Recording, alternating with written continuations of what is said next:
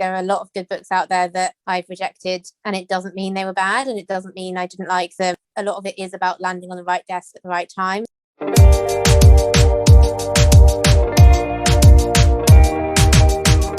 Hi, welcome to Write Off, a podcast about writing rejection and how people get through it. I'm Francesca Steele, a journalist and writer based in London. Writing rejection has been a subject close to my heart ever since I didn't manage to sell my own first novel last year. If you're interested, you can hear more about that in the first episode of this series and the trailer. My guest this week is Phoebe Morgan, author of 4 books and Editorial Director at HarperCollins. Phoebe's first book, The Dollhouse, was published just 5 years after she left university and quickly became a Kindle bestseller. Her books since then have been published in several languages, and this year she got her first American deal for The Wild Girls, which is a really fun and escapist thriller about friendships gone wrong in Botswana. Great if you're going on holiday this summer, I really recommend it. Phoebe has written about how it felt to get that first US deal in her blog, which I should say is full of really useful and honest information about writing and publishing. Because Phoebe is a writer as well as an editor, she really gets how personal rejection can feel. She felt it herself, after all. Her first book nearly didn't sell, for example. But also how the goalposts constantly change, because first you might just dream of a book deal, any book deal, but once you get that, you will want other things like foreign rights and maybe bestseller status or a TV deal, and you have very little control over those things. I love talking to Phoebe with both her editor and writer hat on, pulling back the curtain a little on a process that can seem so opaque when you're starting out. I've added Phoebe's blog to the show notes, by the way, and I really recommend it. So here's Phoebe. So I got into publishing as a publishing assistant, and I started working on reference books and cookery books. And that was after I had had a kind of non-career as a journalist, because I trained as a journalist after university. I did an English degree and then I trained to be a journalist. I didn't really know that publishing was much of an option. And I also didn't know that being an author was an option. And I hope that this has probably changed a bit now, but I think at the time, when I was at university and when I was at school, those things were not really talked about as careers. It was sort of like if you'd done an English degree and you liked working with words, you could be an English teacher or you could be a journalist. And that's no disrespect to either of those professions, obviously, but I wouldn't have been a good teacher and I was not a very good journalist. So I did that for just under a year, and then I got this job working in publishing. And then on the writing side, I had always wanted to write. So I started writing just on the side. And it was when I was in my early 20s, I was working loads of different jobs. So I was working in a bar in the evenings and the weekends, and I was babysitting a couple of evenings a week just because I needed the cash, basically.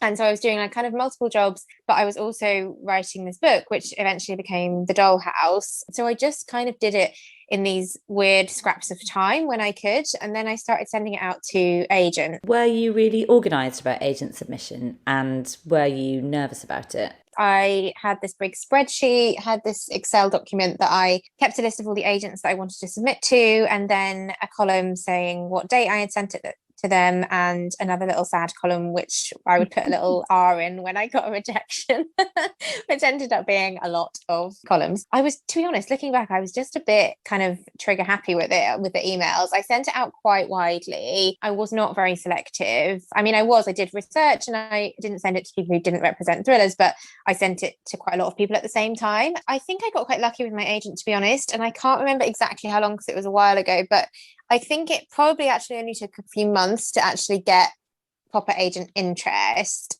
And I probably had a handful of full manuscript requests. And like I said, I then also had loads of rejections, loads of just form rejections. I should say for listeners who don't know, form rejections are where you get a negative response with no real feedback in it. Phoebe, did you have any real feedback? What was it like? I had a couple of rejections which were quite nice and which sort of kept me going. Like, even though it was only a few lines, a couple of them said, we think you can write, but this isn't the right book. That came up quite a lot. And then eventually I met with Camilla, who's my agent at Darley Anderson and has been ever since, but she didn't immediately sign me. She read the manuscript really quickly. I can remember, I think it was like the 3rd of October, which is really sad. I can remember that. But it was like a few days in between me actually querying her and her coming back to me. And so she sent me this like amazing, really enthusiastic email, and we met up for coffee and a cake. At the time, as you can imagine, it was just so exciting. I just couldn't believe it. I was so nervous. But she was lovely, and we had a really good chat about the work that she thought needed to be done on the dollhouse. And then I went away and I revised it. And when I say revised, it was like quite a big rewrite. I think I cut out a whole character, and I did a lot of work to improve the pacing, because to be honest, my first draft was almost more like women's fiction. It was like this kind of quite long, rambling story, and it just needed a lot of kind of heavy lifting.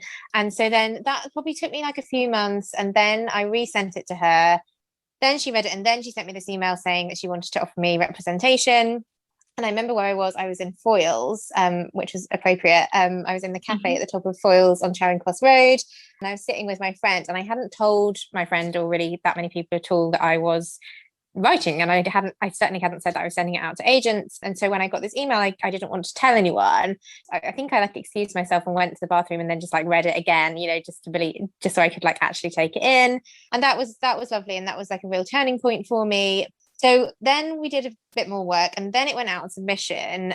I think it was around October, November time, because I remember it was in the lead up to Christmas. She sent it out to like the first round of editors, and basically, to cut a long story short, it didn't sell. But I remember that time just being really weird and quite anxiety inducing, because I just kept hoping that one day I would get an email saying that someone was interested. And after the first few weeks, I kind of started to lose hope, because I thought that if it was going to happen, it would happen relatively quickly, because I think that's what everyone thinks. And like I said, I didn't know the process in the way that I know it now. So I thought, oh, well, it must mean that they don't like it if no one snapped it up quickly. And I know now that it can often take longer. But I used to feel really hopeful, like at the beginning of every week, because I would think, okay, it's another week. This is the week an editor's going to read it and like it. And then every Friday I would feel really fed up, because it would be like another week that had gone by. And on the weekends, I would have these like blissful 2 days off from checking my emails, where I, knew that nothing was really going to come in on the weekend. And then the kind of cycle would just start again. Then I remember it was Christmas Eve, and I was going home on the train back to Suffolk, and I had printed out all these rejections that my agent had sent me, because I had asked her to just email me what everyone had actually said. And I know that some agents don't do that. So some people just keep them for themselves, and they only show them if the author actually asks. But I said, look, I just want to see them. And to be honest, they were all nice, but that's almost harder in a way, because it just felt as though I hadn't got the one, or I just hadn't got close enough, it wasn't quite good enough. Anyway, so I printed out this little sad list and like took it home on the train to Suffolk and read it on Christmas Eve, and that felt really sad, and I just felt as though it wasn't going to happen, and that I had put so much time, and by that point I had put a lot of time into the dollhouse. But she then sent it out to another round of editors, I think must have been after Christmas, and it eventually did sell to HQ, which was really exciting. And at that point, I just had completely given up on it, to be honest. And I had written most of another book, because my agent had said, it's best to focus on something else. And I knew from, speaking to other authors, that it's not always your debut that sells. It often will be your second book, or even your third book, or even more than that.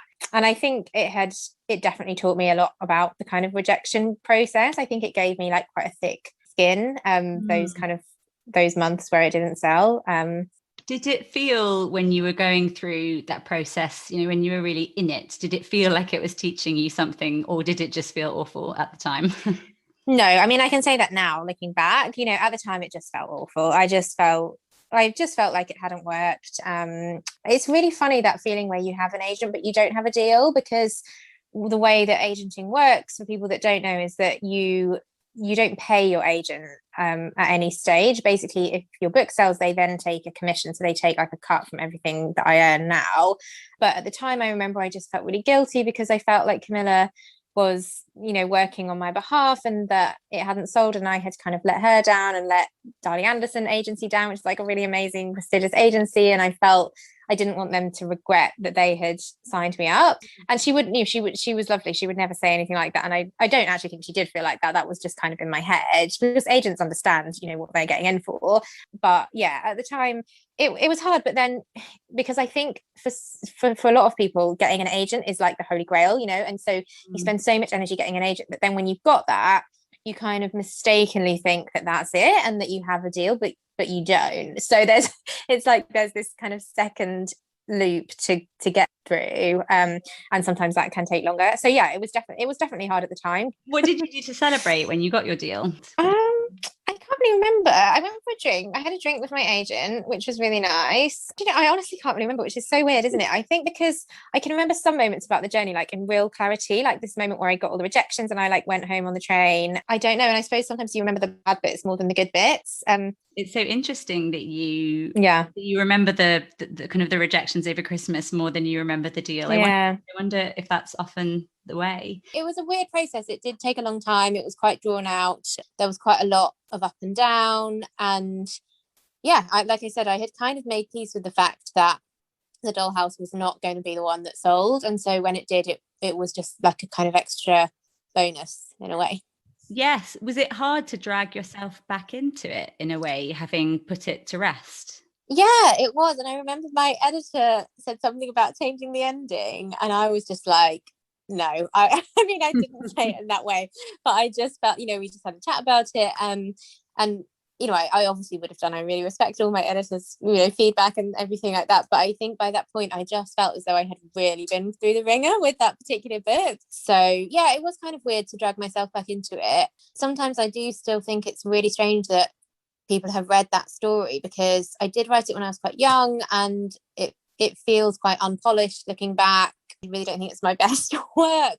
You mentioned earlier that you had actually written a lot of book 2 by the time the deal for book 1 came in. And I know in one of your blogs, actually I should say for listeners, Phoebe's blogs are really interesting and very honest and comprehensive about her writing and editing processes. Definitely worth a look.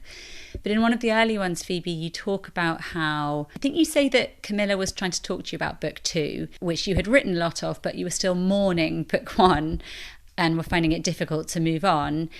And how did you manage to write a whole new book when you were going through that process? I mean, it sounds really hard. Yeah, I think I was really determined, and I still am quite determined as a person. So I just felt very lucky to have got an agent in the first place. And so I thought, I can't waste this opportunity. So many people don't even ever get an agent. And so I have to, take this for what it is and appreciate the fact that we've tried our hardest with the dollhouse, and I've got to crack on and write book 2. It was funny kind of bringing my head out of book 2 and back into book 1, especially when I had kind of metaphorically like shut it in the drawer and turned my back on it. It was really strange. Like I say, that's why I find it so strange that people actually read that book, because it just so nearly didn't get there. So it's like the book that, almost never was printed. Yeah, that makes sense. I mean, I've recently read it and I really enjoyed it. And I've also recently read your new book, The Wild Girls. And I wanted to ask you about that, because when we were setting up this interview, we talked a little bit about how goalposts for success move. And I know you recently got your first American deal for The Wild Girls, which I should say is an excellent thriller about old friends set in Botswana, which I really couldn't put down. Why do you think The Wild Girls got there with the American deal compared with the others? And how does it feel having that ever-changing horizon and these shifting goalposts for what you consider as your own success? So I think the shifting goalpost thing is really fascinating, because when I was younger, I had this idea that all I had to do was get one book published and then I would be happy, or all I had to do was get an agent and then I would be happy. And I'm sure you can guess what I'm going to say. That does not make you happy. It doesn't. That's not quite true, because although the goalposts do shift, I don't feel like the same person as I was before the dollhouse actually got published, because I do think that was such a major thing for me that I wanted to achieve, that I will never feel quite as bad or quite as dissatisfied as I did before that happened. And I think that I do still take pleasure from the fact that I can say I have had a book published, and obviously now it's multiple books, but I do still think there is something to be said for reaching that milestone. It definitely did lay to rest a kind of part of my brain that if I hadn't got it published, I don't think would ever have really been satisfied, if that makes sense. I think there would always have been this voice being like, oh, well, you didn't get your book published, and that would always have been a sadness. So in that way, it does feel really fulfilling, but in other ways, the goalposts move and you're not suddenly 100% happy, because what happens is you just want the next thing. And I think you just become kind of greedy. And I think a lot of authors feel like this. So, for example, you get one book contract, but then you want the next one and you want the security of that. And then you want foreign rights deals. And then you want a US deal. And then you want a Sunday Times bestseller placement, or you want a, bestseller in another country, or you want a film deal. It's kind of endless. And I have some of those things. I definitely don't have all of those things. And so it does sometimes feel difficult, because you're constantly striving for the next thing, which I guess is like a lot of aspects of life, so it's not that unusual. But I think the thing that's hard with being a writer is that those things are not really within your control. All you can do as a writer is to write the best book that you possibly can, and you can help promote it and market it, and I do that, and I try and publicize my own stuff as much as I can without being really irritating. So there are things that you can do, and I spend my own money on Facebook advertising sometimes. There are things that I do that I'm happy to do because I feel like I'm investing in my own novels. But then at the end of the day, it's up to the publisher to make that book a success alongside you. And because I work in publishing, I'm really realistic about how that works, and I know how it works. And I know that there will be some books that get bigger spend than others, and there will be some books that get better slots in the supermarkets or retailers than others. And those things are not within the author's control, to be honest. And so I think what's hard is that you give up that control to someone else, and often it'll come down to things that are really outside of your realm. So it might be a case of competition on a publisher's list. It might be that another book gets dropped in and yours gets kind of moved to the side, or and I know that sounds horrible, but I think it's important to be realistic sometimes that can happen, because publishing is a business, and it pays all of my bills. I love publishing. I'm an editor first and foremost, so I'm not criticizing it, but I think the hard thing for writers is that lack of control. And even if you work really hard, you won't always get exactly what you want. And I don't mean that to sound negative, because I have got a lot of the things that I want, and if you want to be a writer, then you absolutely should be, and there will be lots of success, and a lot of the things that have happened to me as a writer have made me really, really happy. But I think it's true that the goalposts will always keep shifting, and I think if anyone says they don't feel that, then they're probably lying. I think all authors I know always want the next thing. Yeah. I mean, it must be strange as well working on things that have different goalposts as well. Like, I know you've recently edited Girl A, which has got all of the above that you've mentioned. It's an incredible book. And how does it work for you when you're working on all these different things and your authors have all these different goalposts, and then obviously you're writing your own stuff? How do you align those two things that you're doing and your feelings about them? Yeah, that's a really good question. I think, to be honest, I actually find that quite easy, because I really love my job. I really love being an editor. I love finding new authors. I've loved publishing Girl A, and that is really important to me. And so to me, they weirdly are quite separate, even though it would seem like they're not. I'm quite good at compartmentalizing them in my mind. I sort of see my main job as being a publisher, because that's my day job. That's where the majority of my time goes. That's where I get more money from than my writing. And so I have to prioritize that in a way. And so working on other people's books is just a real joy for me. And then working on my own, I just do it at the weekends, and if I'm not too tired, in the evenings. And while that is something that I have to put a lot of time into as well, I kind of managed to keep them relatively separate in my head. And I think there are so many authors out there that not everyone can have everything, and I think I'm quite pragmatic about that. The other thing I have to do is I have to help my authors kind of deal with their feelings sometimes around things. And obviously not every single book I publish ends up working. And so there will be authors where I have to give them disappointing news. And that feels really horrible. And I absolutely hate that part of my job, because I suppose because I really am over empathize with them, because I've been on the receiving end of disappointing news sometimes. And so I really understand how they feel. And I wish that I could make every book that I publish a bestseller. And I try, I give it a go, but it doesn't always happen. So I think it's about, I try and be empathetic with my authors, and I try and be straight with them, and I try and make things as clear to them as I can, and I try to manage expectations, because ultimately, there's only a set amount of slots on the bestseller charts, and I'm not going to be able to get them all the time.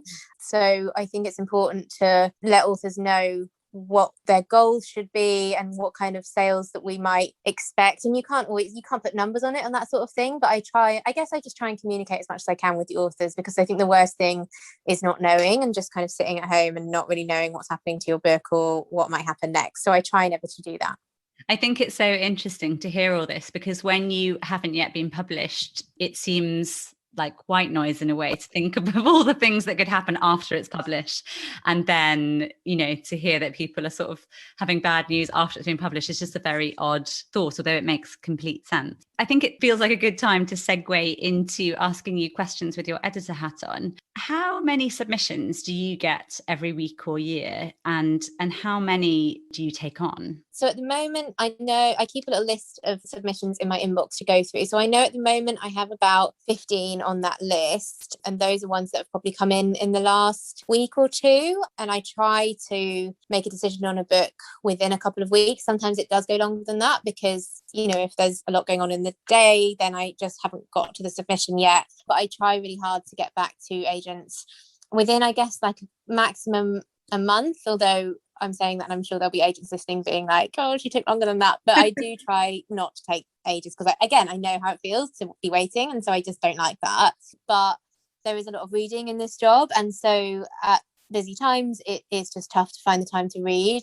And I think as well, with the pandemic, my concentration is not what it was. I think a lot of people are probably saying and feeling that it's a funny time to be, a funny time to be in the world anyway, really. And so it is sometimes tricky to find that extra energy at the end of the night to start reading a submission, particularly if you're like me and I'm quite anxious by the whole pandemic. So I spend like a lot of my time reading the news or reading statistics and getting far too bogged down in it. So actually I should use that time and energy to read submissions.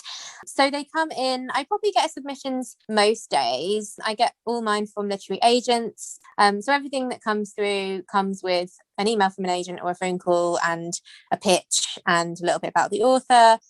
So sometimes I can try and get a sense of whether I like it just from that. And I will sometimes prioritize certain submissions if they're from an agent that I think has really good taste, or if I think the actual pitch sounds really amazing, or if the author themselves sounds really interesting, I might bump that up. I don't always read them in chronological order by the time that they came in, if that makes sense. I'm trying to work it out, if I get, 10, 20, 30 a month, yeah, it must be in the hundreds, probably in the like low hundreds, maybe 100 to 200 in a year, just to me personally. And I'm just looking at my list of authors now. I have probably signed up between 5 and 10 authors in the last year. It just varies depending on what how good the quality is, like what we're looking for, how much we've got on the list, whether we've got a lot of space on the list in terms of how much I will acquire.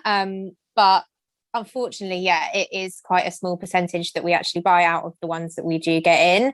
But that doesn't mean that the others aren't good. It just quite often means that they're not quite special enough to me personally. I don't feel like I'm the editor with the clearest vision for them, or we have like a very busy schedule. And I know that if I bought the book, it would get lost, which I never want. I always want to buy something and know that we've got the space and the kind of energy and the spend to actually make it work and get it into readers' hands. Because the worst thing I think is if a publisher buys a book and then doesn't deliver on the stuff they promised, and then that book actually doesn't really reach readers in the way that it could have done. And I think that can be really hard for authors. So I'm always really mindful to only buy stuff that I really think we can properly get behind. Are there books that you like that you don't take on? Oh God, yeah, all the time. So in the last few days, I've read 2 manuscripts that I have read from start to finish and have said no to both of them. And usually, so every single manuscript that I've ever acquired is one that I have read from start to finish pretty much straight away. And I think it's usually a bad sign if you're putting a manuscript down, or if you're forgetting about it or moving on to something else. But both of these two, I did find them really unputdownable, but I didn't buy them because I just didn't quite love them enough. And I know that sounds like a silly answer, but especially at the moment, because our list at Harper Fiction is quite busy and it's quite full, you have to have a really clear vision and a real amount of passion to take something forward and get it successfully through the acquisitions meeting. And one of the books was a psychological thriller, and it just felt quite close to other books that we have already got on the list, other authors that we are already committed to publishing. So that was really why I said no to that, even though I liked it. And the other one I thought was great, and I really enjoyed the reading process, but I thought the writing was good but not amazing, if that makes sense. And I suppose at the moment I'm looking for something that does feel really amazing, which I know sounds quite tough, but I think it's important to be realistic about these decisions we do have to make. And just because, and it's kind of reassuring, I hope, in a way, because I definitely turn books down that I think are really good and competent and there's nothing actually wrong with them. I'm just not the right person for them. I'm not the right editor. And so that saying about how you only need one yes and you only need one editor is so true, I think, because I would not be surprised if those books were bought by somebody else. I think they're definitely worth buying. I just don't think that I'm the person to buy them. And so that happens quite frequently. How much do you think writers should be aware of the market as they're writing or before? And I ask this with quite a lot of personal interest, I suppose, because my experience of submission was that I wasn't really thinking about the market. And then quite a lot of the feedback on my submission was market related, or at least list related, which I guess is part of the same thing in a way. Yeah, I personally think that it's not a bad thing to be aware. I work in commercial fiction as opposed to literary fiction. So I think it's probably slightly different in literary fiction. But I think in commercial fiction, like we were talking about just before we started recording, there are trends. And so if you're writing a book that taps into a specific trend, that can be a really good thing, but it can also be a bad thing if there ends up not being space for it on a publisher's list. For example, if they've already bought something that feels too similar. But then if you can find a trend and reimagine it, I think that's quite exciting and worth doing. And I think it really comes down to whether you're interested and whether actually you enjoy it. And I think if you find market trends or looking at the publishing market just kind of overwhelming or exhausting, or you're not interested, then I think it's fine not to, and just focus on your writing and what you're doing. But I think actually if you are interested in it, then there's nothing wrong with doing it. Writing and getting published is a job. You know, you are getting paid for it, and I try and treat my writing like a job, and I suppose I expect my authors to treat it like a job as well. Well, I do expect that. So I don't think there's anything wrong with having a bit of market awareness, as long as it's a process that you enjoy. That said, I think it's important that your writing should be authentic. I think you can see through someone if they are really obviously copying a trend, or their heart isn't in it.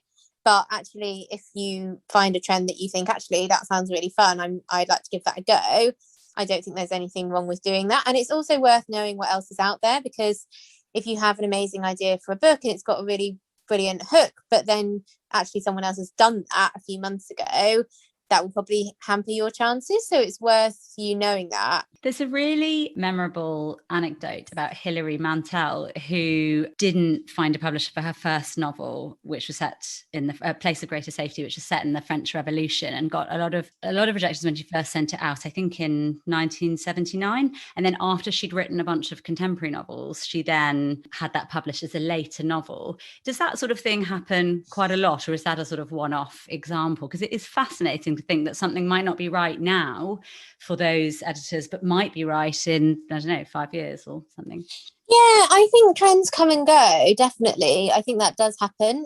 For example, and it works in the flip side as well. For example, I think 4 or 5 years ago, there was a lot of psychological suspense selling in really high volume. So a lot of editors were buying psych suspense.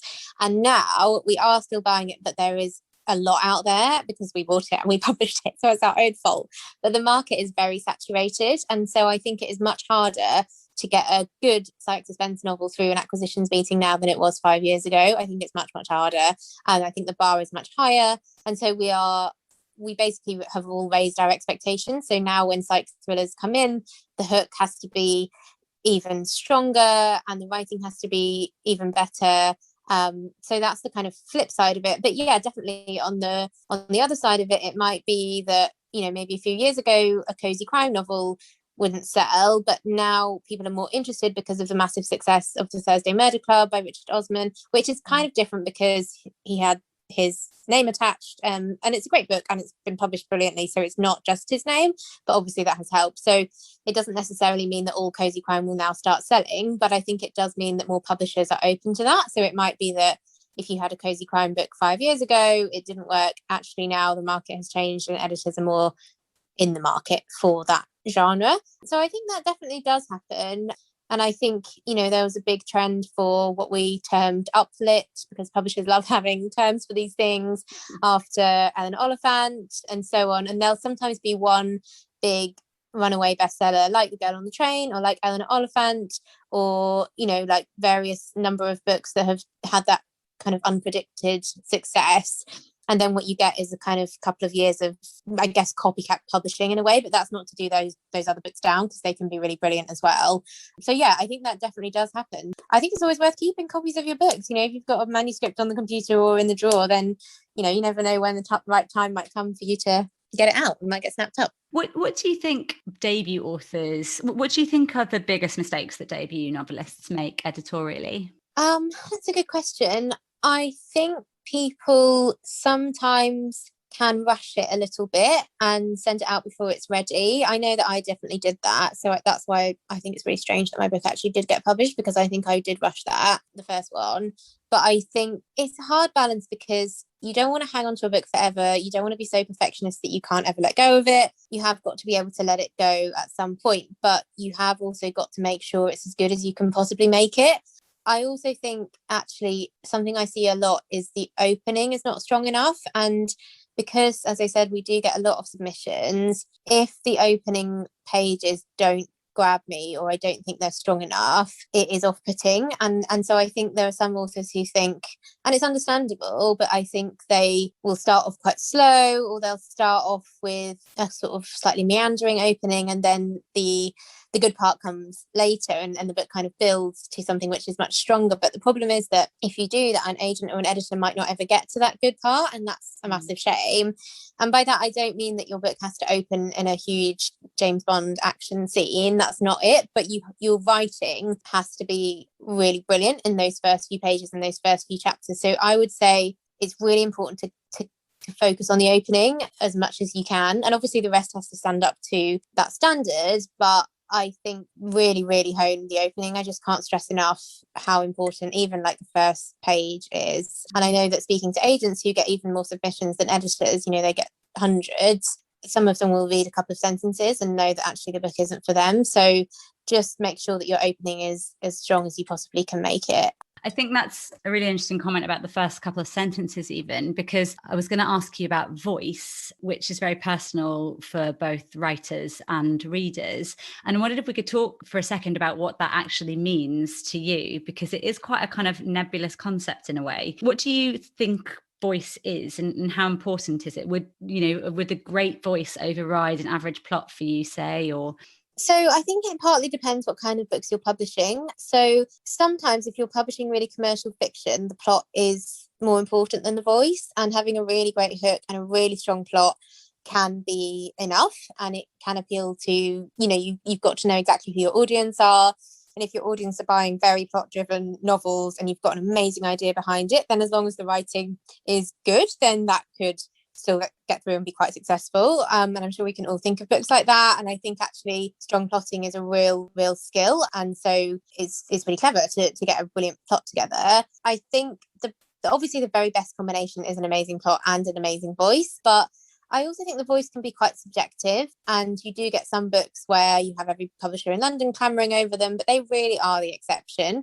And a lot of books will only get one editor saying yes, or potentially two, something like that. And obviously some books don't get any. And I think that voice is quite personal, and there'll be books that I feel that I have really connected with because that voice matches, either it really matches the character that I've envisioned in my head, they've really told that character really well, or they have managed to set a scene so well that the voice feels really natural. And I think the best voices are ones where I feel in really capable hands, and I feel as though the writer knows exactly what they're doing. I'm not really looking for mistakes, and the best voices are the ones where I sort of forget that I'm reading a submission and I just feel as though I'm reading a book that's already been published.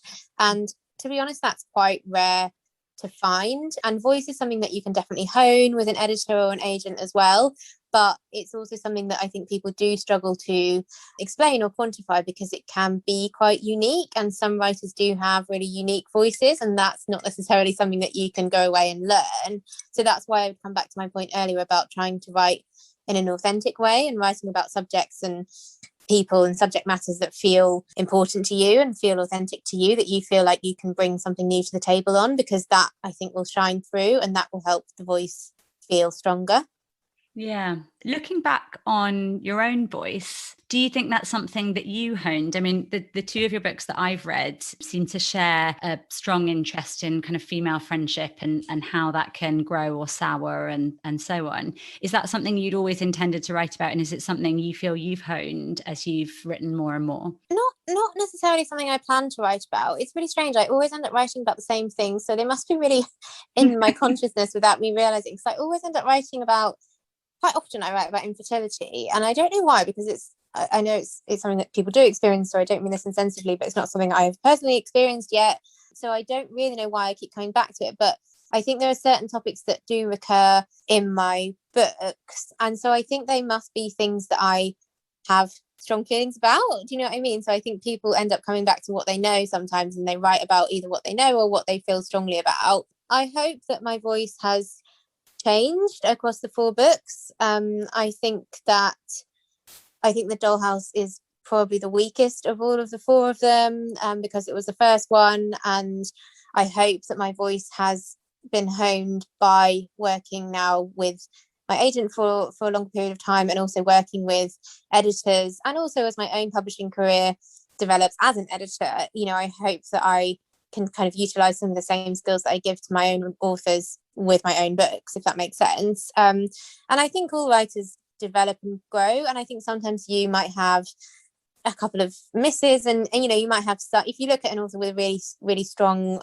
long backlist, there'll be some books that feel stronger than others, and that could be to do with anything. You know, it might be just the way it gelled or whatever's going on in the author's life. I mean, at the moment I'm writing my 5th book, and I'm not joking, it is terrible. And I think that's just because I am, you know, we're in the pandemic, we're on lockdown 3, I have run out of energy, I really don't think it's very good, and so I know that I'll need to do like a lot of work on it. And my 4th book, The Wild Girls, I actually quite like, although it hasn't come out yet. It will come out in a few weeks, and then I'll probably change my mind and hate it. But I think that I like that one because I wrote a lot of it in lockdown 1, and at that time I had quite a lot of energy because obviously lockdown had only just happened, and I suddenly had all this spare time on the weekends because I didn't have a social life. And actually writing that book was a real mental health saver for me, because I just lost myself in that rather than worrying about the pandemic. That one feels a lot more energetic, whereas this last one feels harder. And I think authors will have ups and downs in their careers like that sometimes. I think that's quite normal. I did really feel that The Wild Girls was a really energetic book to read. And oddly, because I know you weren't able to get to Botswana when you were writing it, but it feels very escapist in a wonderful way when you're locked down.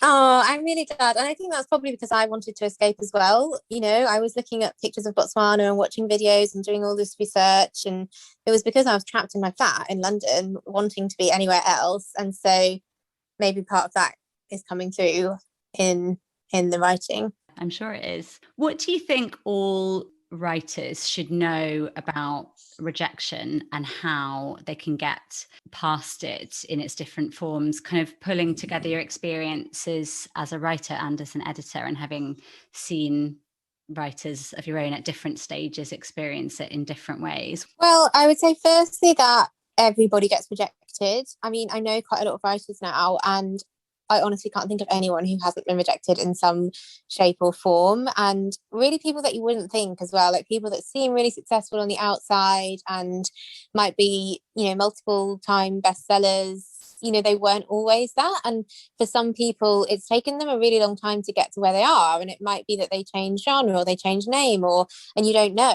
there'll be authors that you think are huge brands and actually they had other books out under a different name 10 years ago, so you just don't know.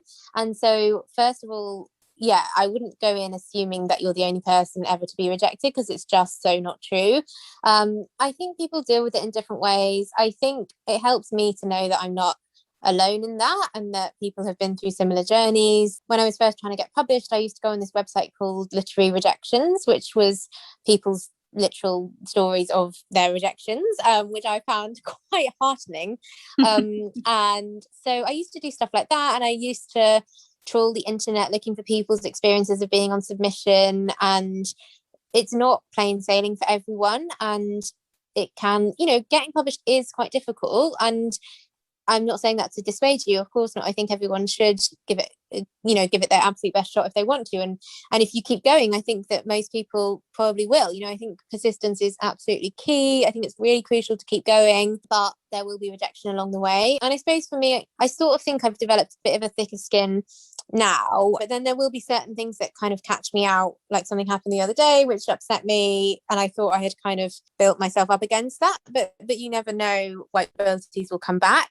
So I think for me now, it's important to just recognize that those moments will happen and not feel bad for feeling sad about them, because I think that just shows that you care. And I normally just give myself a few days to feel a bit sad and to feel a bit annoyed maybe and wallow slightly, but then I do usually bounce back now, and I think that's probably practice.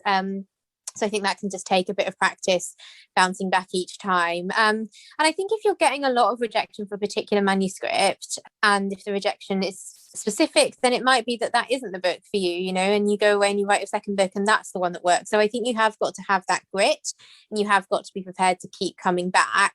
Because I definitely know lots of best-selling authors who have got a book or multiple books in the drawer that they didn't get published. And I think as well, like we said earlier, it's a process, and it can be quite a long process.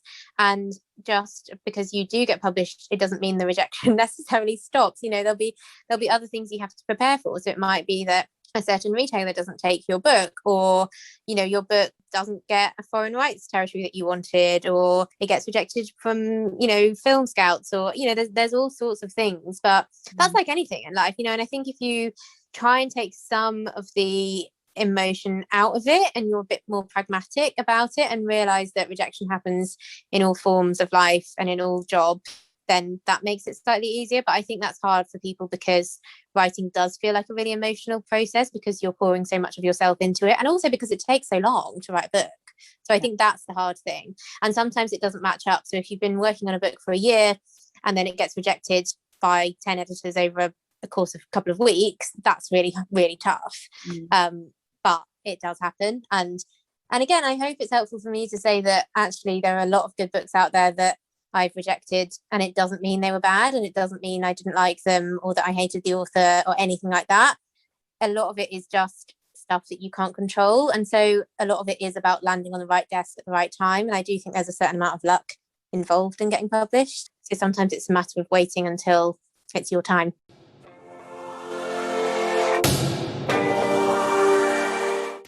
Thank you so much for listening to Write Off. I hope you've enjoyed it. If you do have a chance to leave a review or rating, I'd really appreciate it. You can do that in your podcast app, and it really helps people find the podcast. Plus, it just makes me feel good, to be honest. Guests still to come on the podcast include Julian Fellows, Anne Napolitano, Alex Wheatle, Michelle Roberts, and Douglas Stewart. You can also find me on Twitter. I'm at Francesca Steele with an E at the end. So do pop along and say hello. Hope to see you there. Bye.